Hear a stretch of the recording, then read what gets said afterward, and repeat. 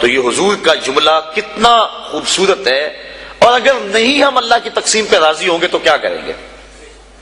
حدیث میں آتا ہے جب بچہ شکم مادر میں 120 دن کا ہوتا ہے تو فرشتہ آ کے 4 چیزیں لکھ جاتا ہے. ان میں سے ایک چیز اس کا رزق ہے کہ ساری زندگی میں اس کو کتنا رزق ملے گا.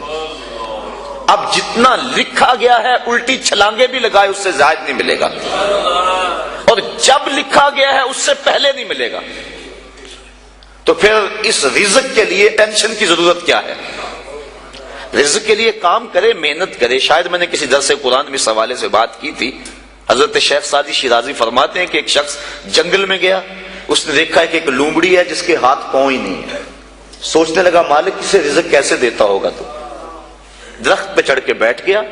تھوڑی دیر کے بعد شیر آیا، اس نے شکار کیا اور پس خوردہ چھوڑ کے چلا گیا. وہ رینگتی رینگتی آگے بڑھی اور پس خوردہ کھا کے پیٹ بھر لیا.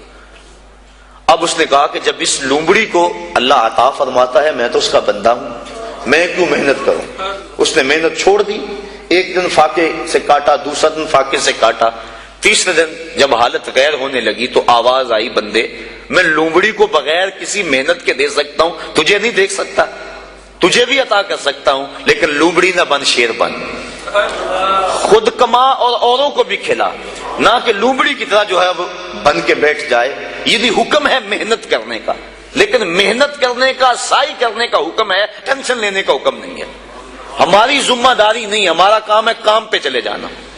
دیکھو نا، آپ کسی فیکٹری میں کام کرتے ہیں، 8 گھنٹے کی ڈیوٹی ہے وہاں کام کی. تو آپ مزدوری کرتے ہیں یا کوئی کام کرتا ہے، مالک بیل دے کے آپ کو بلا لیتا ہے دفتر میں، 2 گھنٹے وہاں بٹھائے رکھتا ہے. آپ کو پریشانی ہونی چاہیے کہ وہاں کام جو ہے وہ نہیں ہو رہا. آپ کو کیا غرض؟ جس نے کام پہ لگایا اس نے بلایا. مجھے تو مہینے کے بعد پوری تنخواہ ملے گی چاہے سارا دن بٹھائے رکھے.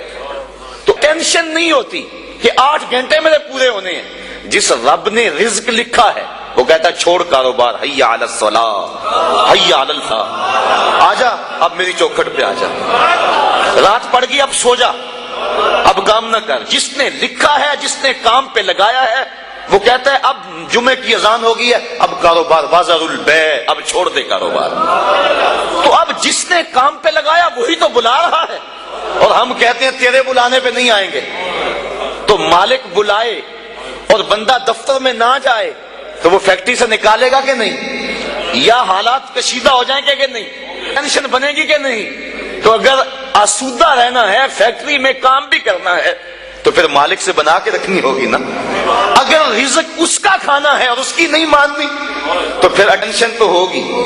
پھر کہا جائے گا جی رزق بڑا ہے سکون نہیں ہے، پتہ نہیں کسی نے تویز ڈال دی ہوئے ہیں، کسی عمل نے جادو کر دیا ہوا ہے، پھر مصیبت بنی ہے.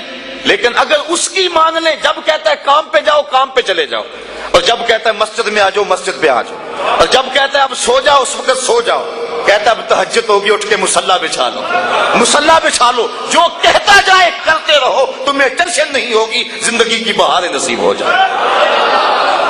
حضور نے ارشاد فرمایا اللہ کی تقسیم پہ راضی ہو جاؤ، اللہ کی تقسیم پہ راضی ہو جاؤ، تم غنی بن جاؤ گے.